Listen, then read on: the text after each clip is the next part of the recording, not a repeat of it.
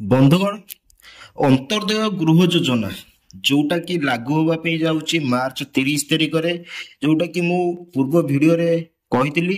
ତ ଆଜିର ଯୋଉ ଭିଡିଓରେ ଅନ୍ତର୍ଦେୟ ଗୃହ ଯୋଜନା ଅଲରେଡି ଫର୍ମ ଆସିଯାଇଛି। ତ ଆପଣ କେମିତି ଫର୍ମ ଡାଉନଲୋଡ କରିବେ ଆଉ କଣ କେମିତି ଫିଲଅପ କରିବେ ପୁରା ଡିଟେଲ୍ସ ଭିଡିଓରେ କହିବି।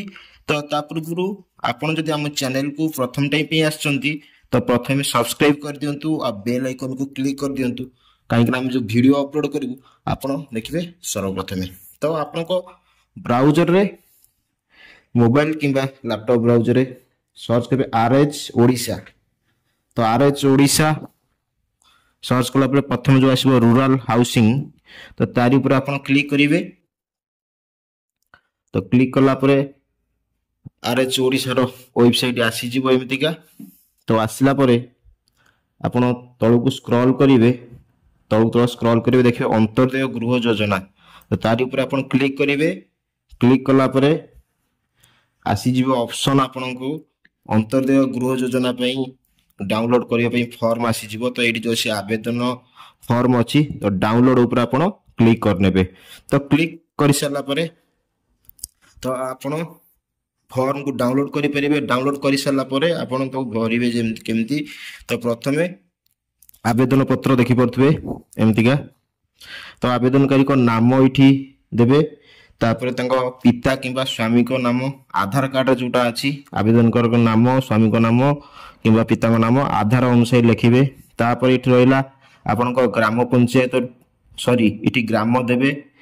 ତାପରେ 4 ନମ୍ବର ରହିଲା ଗ୍ରାମ ପଞ୍ଚାୟତ ଦେବେ, ତାପରେ ବ୍ଲକ ଦେବେ, ତାପରେ ଏଠି ଜିଲ୍ଲା ଆପଣ ଫିଲ୍ଅପ୍ କରିବେ। ତାପରେ ଆଧାର ମୋବାଇଲ ନମ୍ବର, ଆଧାର ନମ୍ବରଟି ଏଠି ଟାଇପ୍ କରିବେ। ତାପରେ ଯୋଉ ରହିଲା ମୋବାଇଲ ନମ୍ବର ଆପଣଙ୍କର, ଏଠି ମୋବାଇଲ ନମ୍ବର ଲେଖିବେ। ଲିଙ୍ଗ ଯଦି ପୁରୁଷ ହୋଇଥିବେ ପୁରୁଷ, ଯଦି ମହିଳା ହେଇଥିବେ ମହିଳା, ଯଦି ତୃତୀୟ ଲିଙ୍ଗ ହେଇଥିବେ ତୃତୀୟ ଲିଙ୍ଗ ଏଇଟା ଲେଖିବେ। ଯୋଉଟା ରହିଲା ସାମାଜିକ ବର୍ଗ, ଯଦି SC ହେଇଥିବେ SC ଲେଖିବେ, ST ଲେଖିବେ, କି ସଂଖ୍ୟାଲଘୁ ହେଇଥିଲେ ସଂଖ୍ୟାଲଘୁ, ଅନ୍ୟାନ୍ୟ ଯୋଉଟା OBC SCBC କି ଜେନେରାଲ ଏଠି ଅନ୍ୟ ବର୍ଗ ଏଠି ଲେଖିବେ। ତ ଏଇଟା ରହିଲା ଭିନ୍ନକ୍ଷମ, ଯଦି 40% ବା ଅଧିକ ଅଛନ୍ତି ଭିନ୍ନକ୍ଷମ ଏଠି ହଁ କିମ୍ବା ନା, ଯଦି ଭିନ୍ନକ୍ଷମ ନୁହନ୍ତି ନା ଲେଖିବେ। ତ ଏଇଠି ଜନ୍ମ ତାରିଖ ଲେଖିବେ, ଦିନ ମାସ ବର୍ଷ ଆଧାର କାର୍ଡରେ ଯାହା ଥିବ ଲେଖିବେ। ସେ ଅନୁସାରେ କେତେ ବର୍ଷ ହେଲା ଆପଣଙ୍କୁ ଏଇଠି ବୟସଟା ଲେଖିବେ। ତାପରେ ଆପଣଙ୍କର କୋଉ ବ୍ୟାଙ୍କରେ DBD ଅଛି, DBD ବ୍ୟାଙ୍କର ନାମ ଏଠି ଲେଖିବେ। ତ ବ୍ୟାଙ୍କର ନାମ ଦେବେ। ତ ଶାଖା ବା IFC କୋଡ୍ ଏଠି ଲେଖିବେ। ବ୍ୟାଙ୍କ ଆକାଉଣ୍ଟ ନମ୍ବରଟି ଏଠି ଲେଖିବେ। ତାପରେ ଏଠି ଆପଣ ଆବେଦନକାରୀଙ୍କ ଦସ୍ତଖତ, ତାରିଖ, ଏ ଜିନିଷ ଆପଣ ଏଠି ଭରିବେ। ସେହିପରି ରହିଲା ଘୋଷଣା ନାମ। ଘୋଷଣା ନାମ ଯଦି ଆପଣ ପ୍ରାକୃତିକ କିମ୍ବା ମନୁଷ୍ୟ ବିପର୍ଯ୍ୟୟରେ ବା ହାତୀ ଉପଦ୍ରବରେ ସମ୍ପୂର୍ଣ୍ଣ ଭାବରେ ଭୀଷଣ ପ୍ରଭାବିତ ପରିବାର ଯଦି ହେଇଥିବେ ଏଠି ଠିକ୍ ଚିହ୍ନ ମାରିବେ। ତେବେ ସରକାରୀ ସ୍ଥାନାନ୍ତରିତ ଆବଶ୍ୟକ କରୁଥିବା ସଂରକ୍ଷିତ ଅଞ୍ଚଳରେ ବସବାସ ପରିବାର ଏଠି ଠିକ୍ ଚିହ୍ନ କରିବେ ଯଦି ଥିବେ। ମୁଖ୍ୟ ଯଦି ଆପଣଙ୍କ ପରିବାରରେ ଯେ ହେଡ୍ ଯିଏ ଯଦି ଶାରୀରିକ ଭିନ୍ନକ୍ଷମ ଥିବେ 40%ରୁ ଅଧିକା ଏଠି S ଲେଖିବେ। ନାବାଳିକ ସନ୍ତାନ ଥିବ ବିଧବା ମହିଳା, ଯୋଉ ବିଧବା ମହିଳାଙ୍କର ନାବାଳିକ ପିଲାମାନେ ଛୋଟ ଛୋଟ ହେଇଥିବେ 18 ବର୍ଷରୁ କମ୍ ଥିବେ ତ ଏଠି ଠିକ୍ ଚିହ୍ନ ମାରିବେ। ତ ଏଇମାନଙ୍କୁ ପ୍ରାୟୋରିଟି ଦିଆଯିବ। ପ୍ରଥମେ ମୁଁ ଯେମିତି ପୂର୍ବ ଭିଡ଼ିଓରେ କହିଥିଲି, ତ ବିଧବା ଲୋକ, ଶାରୀରିକ ବିକଳାଙ୍ଗ ଲୋକ, ଦୂର ରୋଗରେ ପୀଡ଼ିତ ଲୋକ, ତ ଏଇମାନଙ୍କୁ ପ୍ରଥମେ ପ୍ରାୟୋରିଟି ଦିଆଯିବ ଯୋଉ ରହିଛି ଅନ୍ତର୍ଦେୟ ଗୃହ ଯୋଜନାରେ। ସେହିପରି ଯଦି କିଏ ଆପଣଙ୍କ ପରିବାରରେ ଗୁରୁତର ରୋଗରେ ଆକ୍ରାନ୍ତ ହେବେ, ଯୋଉ ରୋଗ ଏସବୁ ଦେଇଛି, ତ ଆପଣ ଏଠି S କରିବେ, ନଥିଲେ କିଛି କରିବା ଆବଶ୍ୟକ ନାହିଁ। ତ ଏଇଟା ଯେମିତି ରହିଲା କୁଷ୍ଠ ରୋଗରୁ ମୁକ୍ତ କି ମୁକ୍ତ ଗୋତି ଶ୍ରମିକ ଯଦି ଖଟୁଥିବେ ଏଇଟା ଲେଖିବେ। ଯଦି ଶହୀଦ ପରିବାର ହେଇଥିବେ ଏଇଠି ଲେଖିବେ। ତ ଏଇ ଯୋଉ ଅପସନ ସବୁ ଆସୁଛି, ତ ଏଇଟା ରହିଲା ହଉଛି ପ୍ରାୟୋରିଟି ଦିଆଯିବ ପ୍ରଥମେ।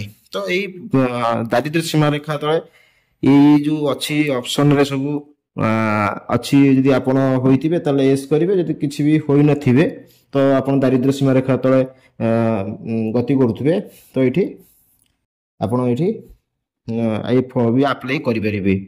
ତ ସେହିପରି ରହିଲା କାଗଜପତ୍ର କଥା କହିବା, ଯଦି ଦେଖିପାରୁଥିବେ କାଗଜପତ୍ର ଆପଣଙ୍କର ଆଧାର କାର୍ଡ କପି ଦେବେ, ଜେରକ୍ସ ଦେବେ, ଠିକ୍ ଚିହ୍ନ ଏଠି ମାରିବେ।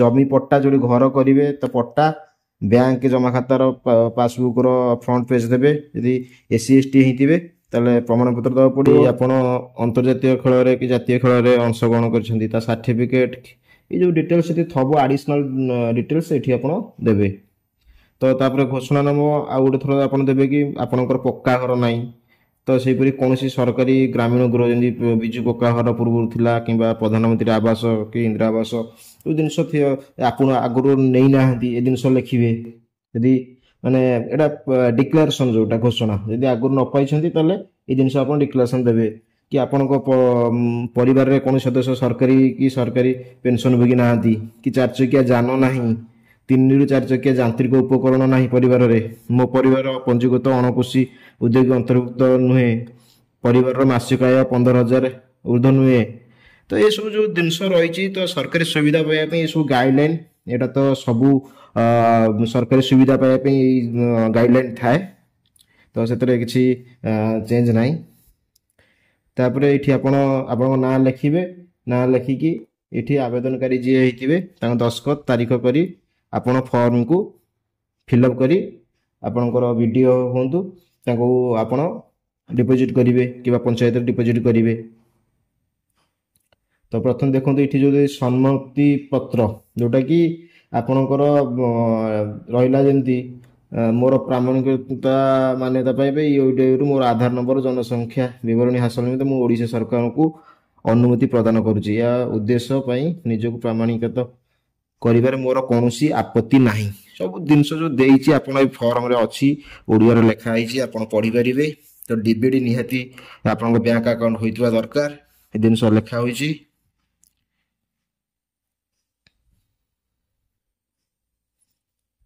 तो ये आपणकर दस्खत तारीख यहाँ आप देवे तो सुपारिश पत्र आवश्यक स्थल माननीय सांसद विधायक कि जनप्रतिनिधि सुपारिश करपारती यदि आपणकर अंचल जानवे सांसद कि विधायक कि जनप्रतिनिधि से सुपारिश करती गवर्नमेंट को ना ये लोकटी प्रकृत में दारिद्र्य सीमा रेखा तले गति करुँच तो